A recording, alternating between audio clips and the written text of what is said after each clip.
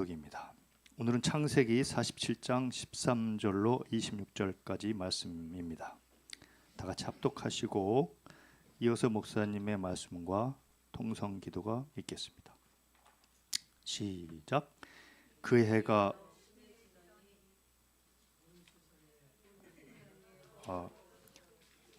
다시 한번 하겠습니다. 시작. 기근이 더욱 심해지더니 온 세상에 먹거리가 떨어지고 이집트 땅과 가나안 땅에서는 이 기근 때문에 사람들이 야위어 갔다. 사람들이 요셉에게 와서 곡식을 사느라고 돈을 치르니 이집트 땅과 가나안 땅의 모든 돈이 요셉에게로 돌렸고 요셉은 그 돈을 바로의 공으로 가지고 갔다. 이집트 땅과 가나안 땅에서 돈마저 떨어지자 이집트 사람들이 모두 요셉에게 와서 말하였다. 우리에게 먹거리를 주십시오. 돈이 떨어졌다고 하여 어른께서 보시는 앞에서 죽을 수야 없지 않습니까? 요셉이 말하였다. 그러면 당신들이 기르는 집짐승이라도 가지고 오시오. 돈이 떨어졌다니 집짐승을 바꿔서 먹거리를 팔겠소. 그래서 백성들은 자기들이 기르는 집짐승을 요셉에게로 끌고 왔다. 요셉은 그들이 끌고 온 말과 양떼와 소떼와 나귀를 바꿔서 먹거리를 내주었다. 이렇게 하면서 요셉은 한 해 동안 내내 집짐승을 다 바꿔서 먹거리를 내줬다. 그 해가 다 가고 이듬해가 되자 백성들이 요셉에게로 와서 말하였다. 돈은 이미 다 떨어지고 집짐승마저 다 어른의 것이 되었으므로 이제 어른께 드릴 수 있는 것으로 남은 것이라고는 우리의 몸뚱아리와 밭대기 뿐입니다. 어른께 무엇을 더 숨기겠습니까?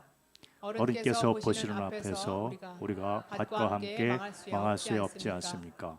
그러니 우리의 몸과 우리의 밭을 바꿔서 먹거리를 파십시오. 우리가 밭까지 바쳐서 바로의 종이 되겠습니다. 우리에게 씨앗을 주십시오. 그러면 우리가 죽지 않고 살아날 것이며 밭도 황폐하게 되지 않을 것입니다. 요셉은 이집트에 있는 밭을 모두 사서 바로의 것이 되게 하였다. 이집트 사람들은 기근이 너무 심함으로 견딜 수 없어서 하나같이 그들이 가지고 있는 밭을 요셉에게 팔았다. 그래서 그 땅은 바로의 것이 되었다.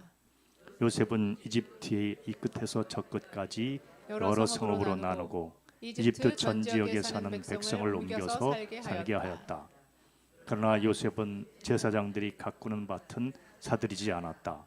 제사장들은 바로에게서 정기적으로 녹을 받고 있고 바로가 그들에게 주는 녹 가운데는 먹거리가 넉넉하였으므로 그들은 땅을 팔 필요가 없었다. 요셉이 백성에게 말하였다. 이제 내가 당신들의 몸과 당신들의 밭을 사서 바로께 바쳤소. 여기에 씨앗이 있어. 당신들은 이것을 밭에 뿌리시오. 곡식을 거둘 때 거둔 것에서 5분의 1을 바로께 바치고 나머지 5분의 4는 당신들이 가지시오. 거기에서 밭에 뿌릴 씨앗을 따로 떼어 놓으면 그 남는 것이 당신들과 당신들의 집안과 당신들 자식들의 먹거리가 될 것이오. 백성들이 말하였다. 어른께서 우리의 목숨을 건져 주셨습니다. 어른께서 우리를 어여삐 보시면 우리는 기꺼이 바로의 종이 되겠습니다. 요셉이 이렇게 이집트의 토지법 곧 밭에서 거둔 것의 5분의 1을 바로에게 바치는 법을 만들었으며 지금까지도 그 법은 유효하다. 다만 제사장의 땅만은 바로의 것이 되지 않았다. 아멘. 교회 소식 먼저 전하겠습니다. 여기 정원영 장로님, 박연희 권사님, 강사라 집사님, 김소미 권사님의 건강을 위해서 여러분들 중보기도해 주시기 바랍니다. 그리고 페루에 이번에 그 침수 사태가 있었잖아요.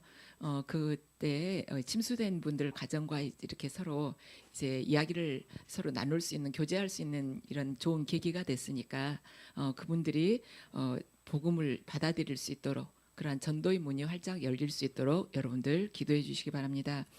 그리고 올해는요 부르짖고 기도하여서 우리들을 이렇게 주변에 있는 그런 우리를 감싸고 있었던 우리가 알지 못하게 눌려 있었던 그런 어둠의 세력을 올해는 반드시 돌파를 하고 그 다음에 이웃에게 이웃을 살리는 자들 우리가 반드시 나아가야 됩니다. 그것이 우리 목표예요. 그래서 기억해 주시고요. 다음 주에는 작년 거 회계 보고가 있겠습니다. 작년 1년치 회계 보고를 여러분들에게 하겠습니다.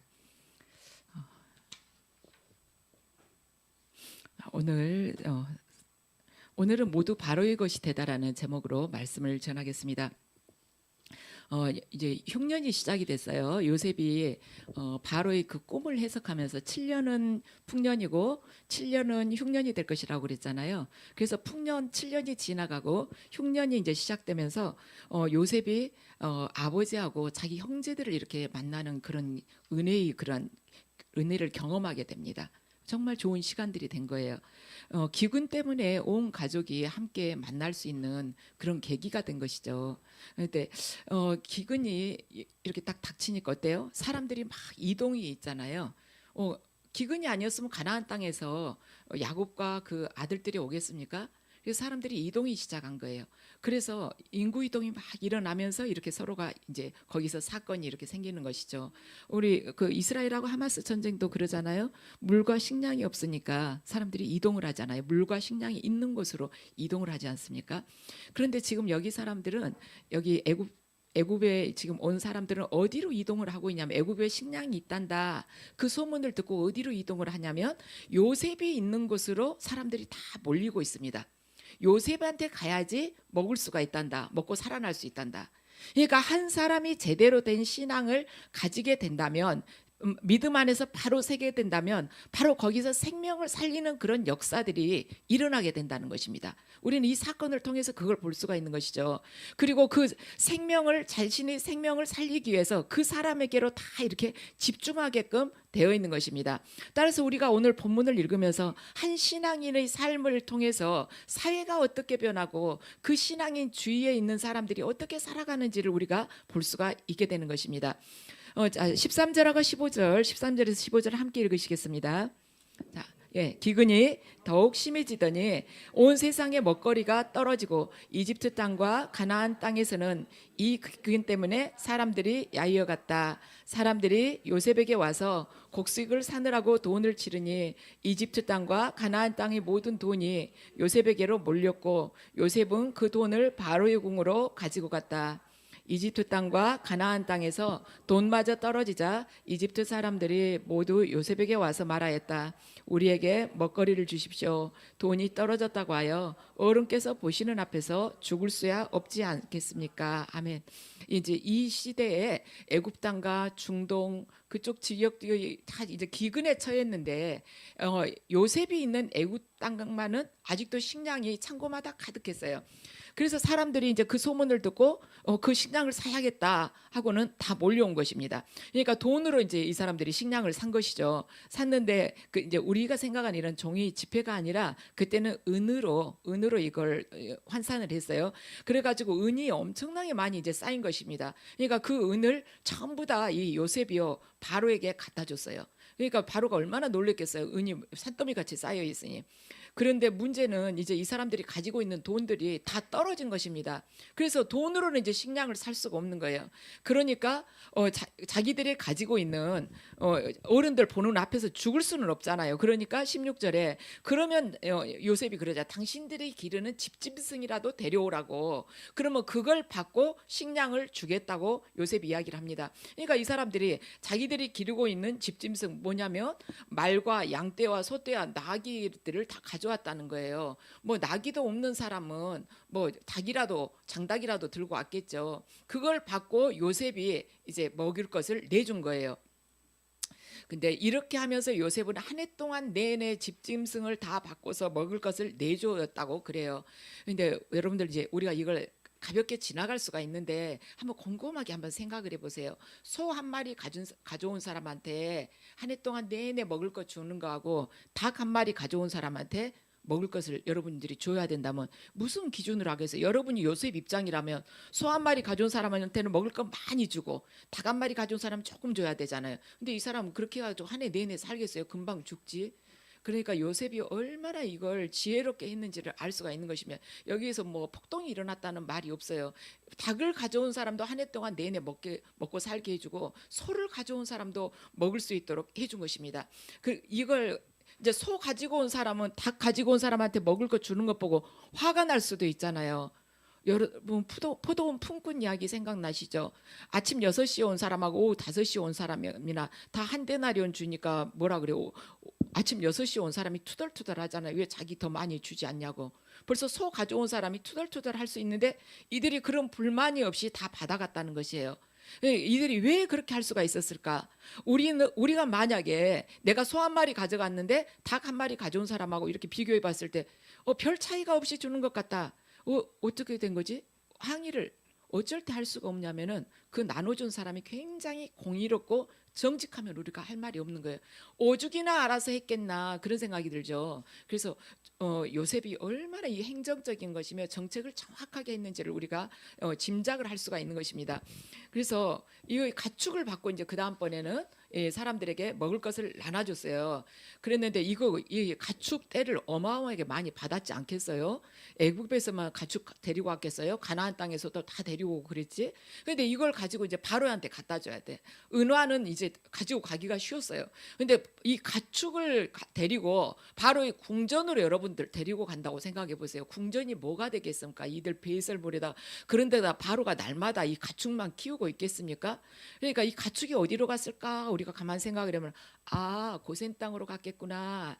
애굽 사람들은 가축을 키우는 말하자면 목축업을 천한 직업이라고 생각을 했기 때문에 그 가축을 다 고센 땅으로 야곱의 그 가족들에게 다 보냈겠구나. 거기서 키우라고 했겠구나. 이런 짐작이 여러분들 가시죠. 고센 땅에는 초지가 풍부하다고 그랬어요. 그런데 야곱의 가족들만 이걸 키울 수가 있겠습니까? 못 하잖아요. 그러니까 애굽 사람을 이제 종으로 데리고 와서 종을 부리면서 이런 일을 했다는 것입니다. 그래서 우리 인생에 있어서도 지금 천하다고 생각하는 일, 저런 걸 어떻게 하는 일도 성실하게 하고 있으면 하나님께서 거기에 합당한 복을 주신다는 것이죠. 애굽 사람들은 목축업은 천하다고 안 했어요. 그랬는데 기근이 들고 나니까 목축업 하는 사람 밑에 들어가 가지고 자기가 일하게 될지 어떻게 알았겠습니까? 야곱의 가족들이 애굽 사람들을 종으로 부리게 될지 어떻게 알았겠습니까? 그래서 아무리 천하고 이 일을 하면은 아주 성공이 더딜 것만 같아요. 그래도 묵묵히 성실하게 하면은 하나님께서 때가 되면은 반드시 넉넉하게 복을 주신다는 것입니다. 어찌됐건 요셉은요 무상급식을 반대했습니다. 그냥 가난하다고 해서 공짜로 급식을 주는 것은 안 했다는 것이에요. 닭 한 마리라도 받고 급식을 해줬다는 것이죠. 먹을 것을 보장을 해줬다는 것이죠. 공짜로 주면 어때요? 사람이 그때는 감사합니다 하지만 돌아서서는 감사를 금방 잊어버리죠. 쉽게 받은 것은요 금방 그 감사함을 잊어버려요. 여러분들 코로나 기간 때 여러분들 각 가정에다가 돈 뭐 80만 원, 100만 원 준 거 여러분들 지금도 기억하면서 날마다 감사합니까? 아니잖아요. 그거 땀 흘리지 않고 받았기 때문에 금방 가서 여러분들 안 쓰셨겠죠. 지금도 적금 넣어놓으셨겠죠. 너무 쉽게 써버리잖아요. 나라에서는 그걸로 인해서 빚이 졌지만은 너무 의미 없이 써버린다는 거예요. 그래서 이걸 요셉은 이미 알았습니다. 코로나 시대에 준 돈은 반드시 감사를 모를 것이라는 것을. 그래서 무상으로 절대로 식량을 나눠주지 않았어요. 자, 요셉이 자 어떻게 했는가를 보죠. 집짐승도 다 이제 더 이상 가지고 올 집짐승도 없어요. 그러니까 18절을 보면 뭐라고 이 사람 백성들이 뭐라고 하냐면 이제 돈도 다 떨어졌고 가축도 이제 다 떨어져서 어른한테 드릴 것이 없다고 해요. 지금 우리에게 남은 것이라는 우리 몸뚱이와 밭대기밖에 없습니다. 그래요. 그러면서 이 밭을 받아주시고 거기서 우리가 농사를 짓게 해달라고 요셉에게 부탁을 합니다. 그러니까 이 사람들 머릿속에서 요셉한테 가서 아무리 공짜로 졸라봐야 안 나온다는 것을 이미 안 것이에요. 그래서 요셉은 이미 원칙을 딱 정해놨잖아요.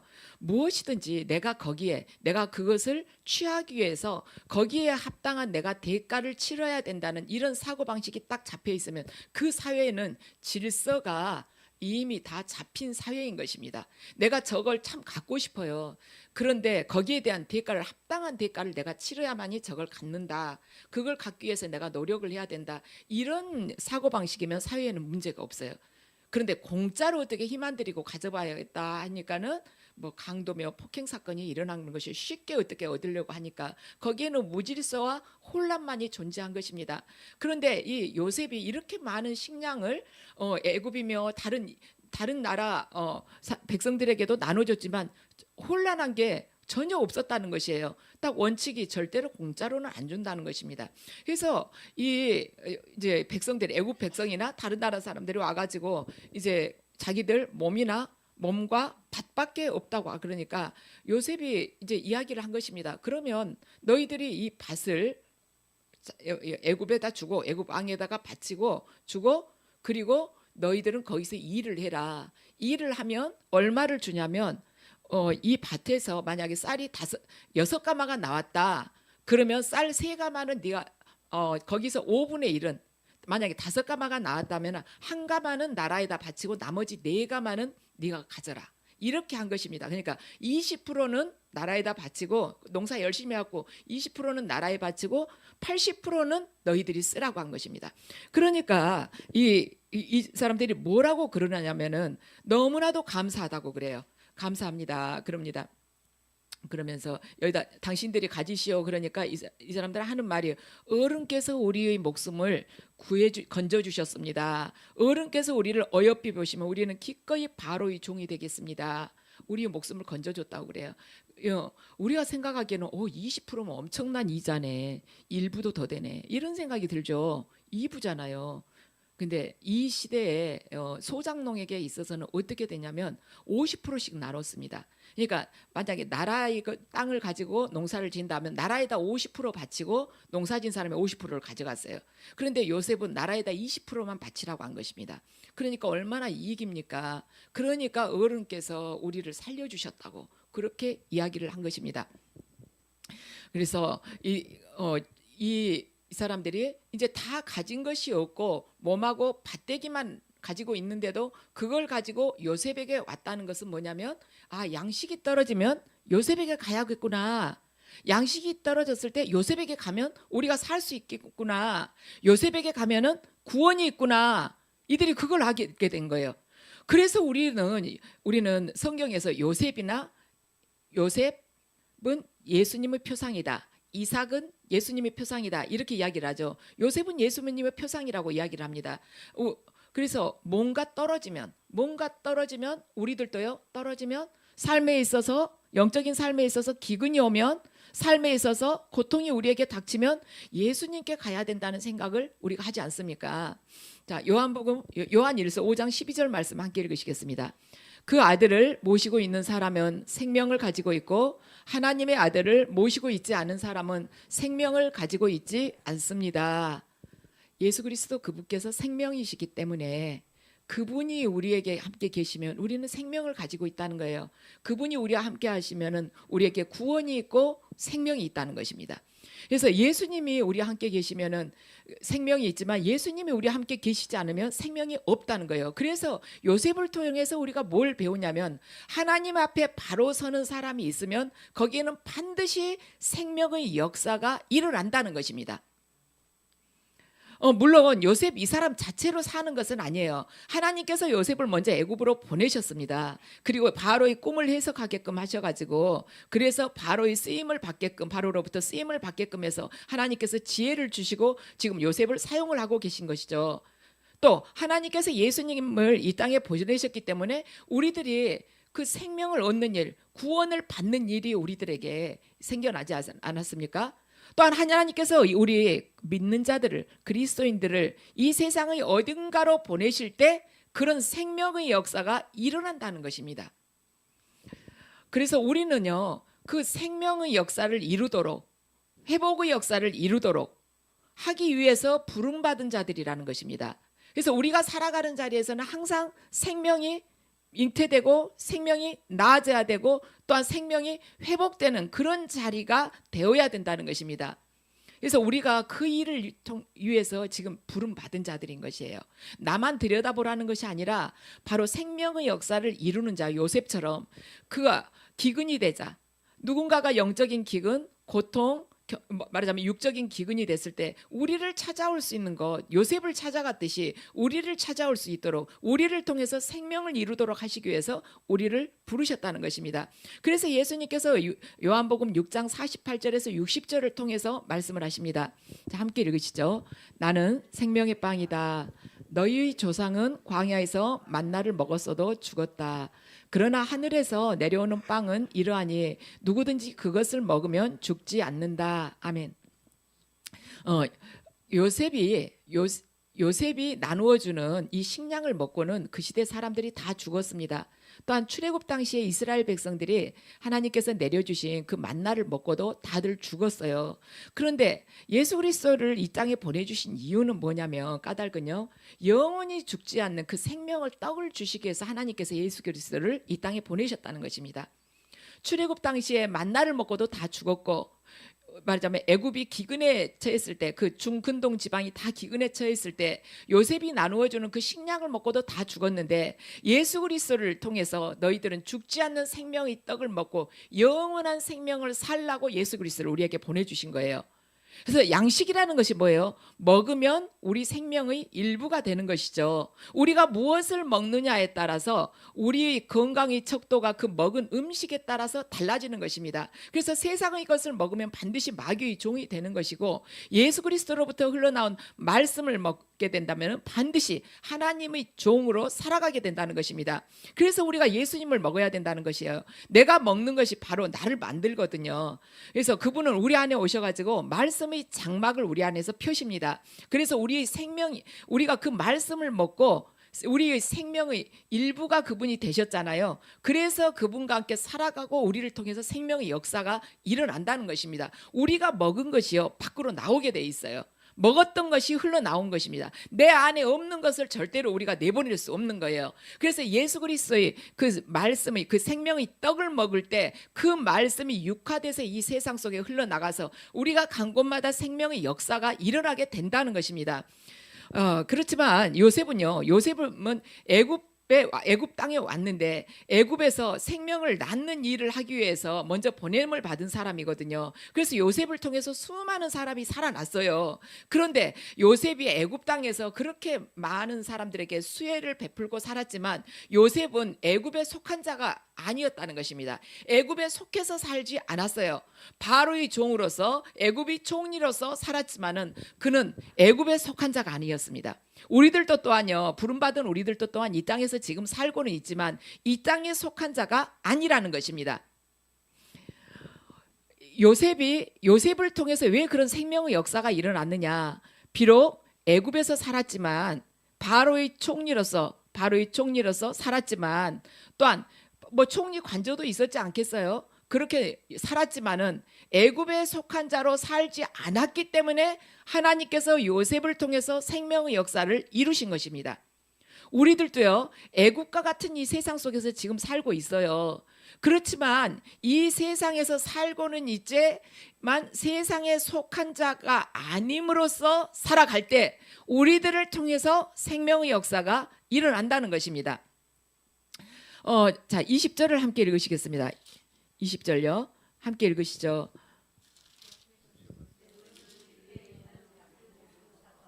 이것이 되게 하였다. 이집트 사람들은 기근이 너무 심함으로 견딜 수 없어서 하나같이 그들이 가지고 있는 밭을 요셉에게 팔았다. 아멘. 네. 그래서 그 땅은 바로 이것이 되었다. 자, 요셉이 이집트에 있는 밭을 다 샀어요. 다 받게 됐죠. 사가지고 바로 이것이 되게 했다는 것입니다. 기근이 너무 심하니까 이 사람들이 견딜 수가 없어서 밭을 가지고 와가지고 당신에게 드립니다.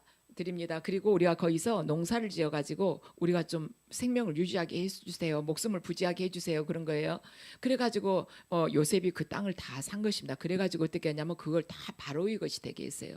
우리는 참 이 성경 말씀을 꼼꼼하게 읽어보면 놀라운 것이 이집트 온 땅에 있는 그 밭이 다 이제 요셉이 다 샀거든요. 그 중에서 좀 일부 가져도 되잖아요. 뭐 바로가 나와서 땅을 뭐 걸어보겠어요. 아니면 그거 자기 땅이라고 다 내놓으라고 뭐 문서를 다 세워보고 있겠어요. 가질 수 있잖아요. 그런데 요셉이 그래서 그 땅은 다 바로의 것이 모두 사서 전부 다 바로에게 줬다는 것이에요.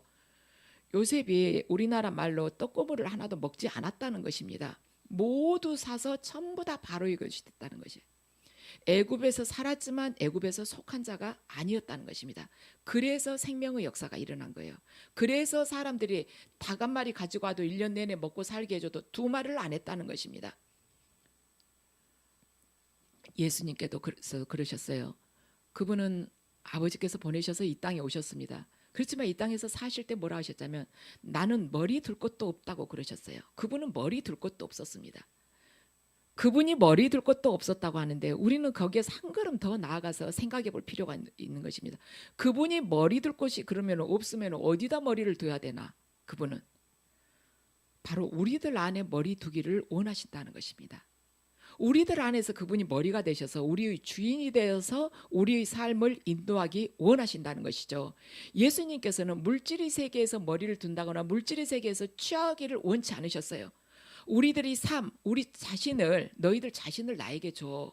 너희의 머리가 되길 원하고 바로 너희 삶의 주인이 되기를 원해 그러셨던 것입니다. 그래서 그분은 이 땅에서 육적으로는 머리 둘 곳도 없었지만 거기에 연연하지 않았어요. 모든 것으로부터 자유롭게 그분은 사셨습니다. 그래서 예수님께서는요. 바리새인들이 와가지고 질문을 할 때 정확하게 말씀을 해주셨습니다. 바리새인들이 뭐라 하셨냐면 딱 말하자면 은화 하나를 딱 보여주면서 이것을 누구한테 내야 되냐고 그랬어요. 이 세금을 누구한테 내야 됩니까? 가이사에게 내야 됩니까? 하나님께 내야 됩니까? 하고 물어봤습니다. 그러니까 예수님께서 누가복음 20장 25절을 통해서 정확하게 말씀을 하십니다. 자, 한번 읽어보죠. 예수께서 그들에게 말씀하셨다. 그러면 황제의 것은 황제에게 돌려주고 하나님의 것은 하나님께 돌려드려라. 아멘. 우리가 저 말씀을 잘 보세요. 그러면 황제의 것은 황제에게 돌려주고 하나님의 것은 하나님께 돌려드려라. 이렇게 기록되어 있죠. 개역 개정에는 가이사의 것은 가이사에게 하나님의 것은 하나님께 바치라 이렇게 되어 있는데 이 새 번역이 더 제대로 되어 있는 거예요. 바치라는 뜻이 아니라 돌려드리라는 것이 정확한 번역인 것입니다.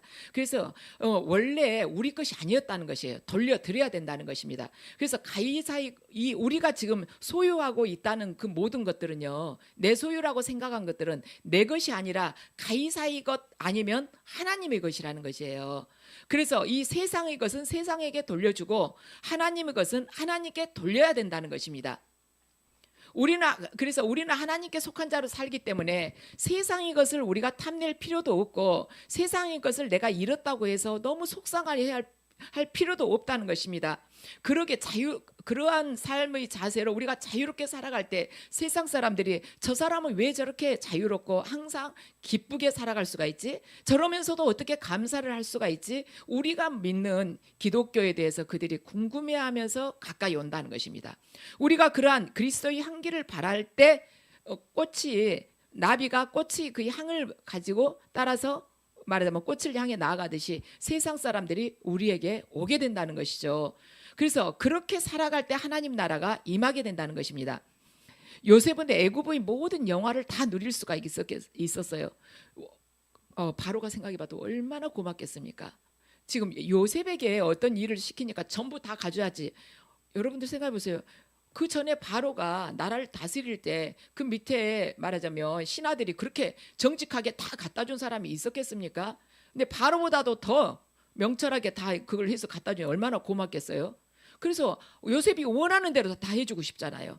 요셉은 세상 것 누릴 수 있는 만큼 자기가 원한 만큼 다 누릴 수 있었습니다.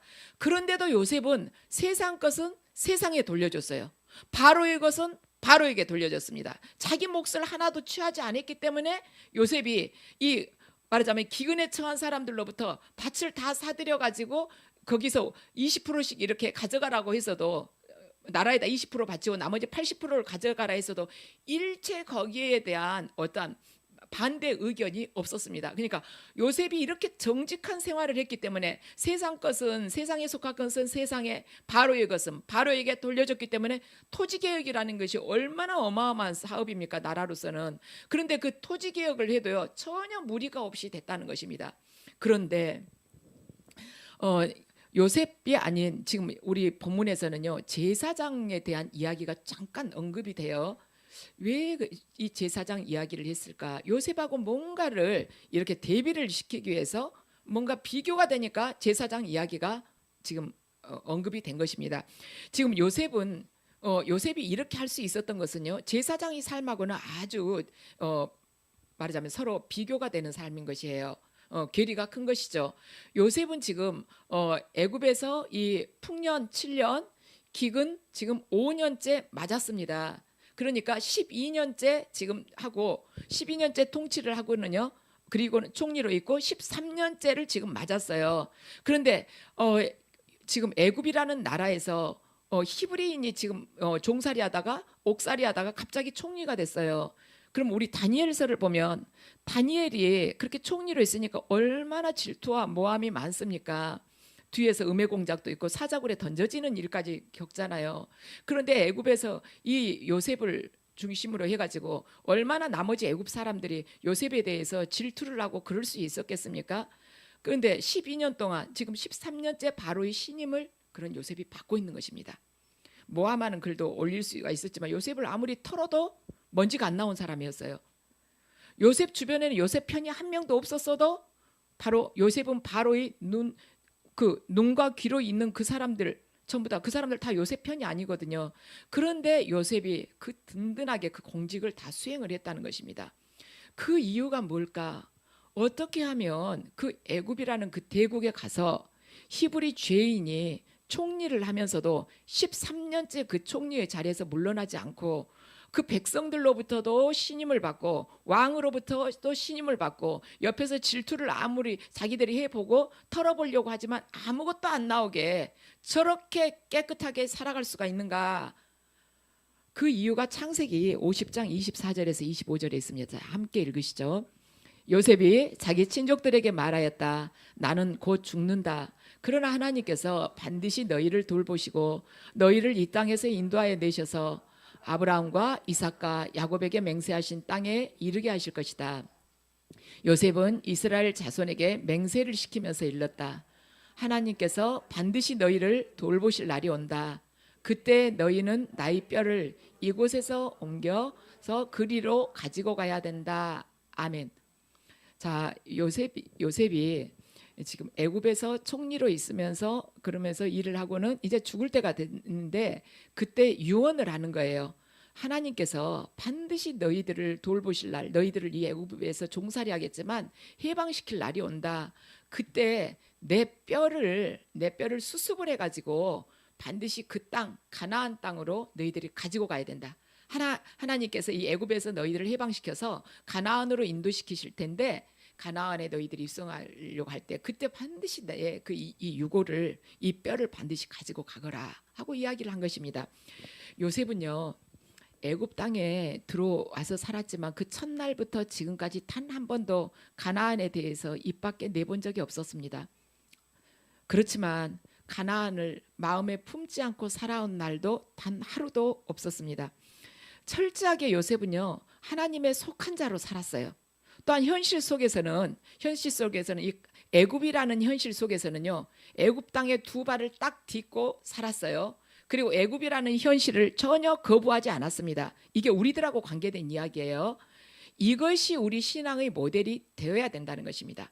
우리는 지금 애굽과 같은 이 세상, 바벨론과 같은 이 세상에 두 발을 딛고 살아가야 돼요. 두 발을 딛고 살아가는데 그냥 나는 천국만 바라보며 살 거야 하고 이 세상 것은 무의미해. 그렇게 허무주의에 빠져서는 안 된다는 것입니다. 염세주의에 빠져서도 안 된다는 것이에요. 두 발을 이 바벨론과 애굽과 같은 세상 속에서 두 발을 딛고 살지만 절대로 현실을 거부해서는 안 된다는 것이에요. 그 현실 속에서 반드시 하나님을 품고 살아야 된다는 것입니다. 이것이 바로 요셉이 우리 신앙의 모델이 될 수 있는 이유인 것입니다. 애굽에서 총리로 있으면서 애굽을 위해서 일을 해준 거예요. 애굽을 위해서 일을 해준다는 것은 많은 사람들을 지금 살린다는 것입니다. 그거 자리에 세우셔서 하나님께서 자기를 통해서 일하신다는 것을 요셉은 알았어요. 그렇지만 애굽에서 그 많은 백성들을 살리면서 일을 하고 있지만 마음속에서는 오직 하나님만을 바라보는 것, 본향을 잊지 않고 하루하루 그렇게 살아갔던 것입니다. 그래서 우리도 이 세상 속에 두 발을 딛고 살고는 있지만 단 한순간도 하나님 나라 그 본향을 절대로 잊어서는 안 된다는 것입니다. 그럴 때 우리를 통해서 하나님께서 이 생명의 역사를 이루실 수가 있는 거예요. 요셉은 내 뼈를 추려가지고 가나안 땅으로 들어가야 된다는 것을 이야기를 했어요.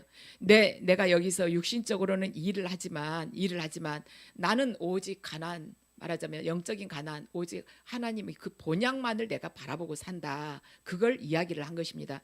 그렇기 때문에 내 마음의 중심이 하나님께 있기 때문에 육신은 이 많은 사람들을 생명을 살리는 일을 하고 있지만 마음의 중심은 하나님께 있어요.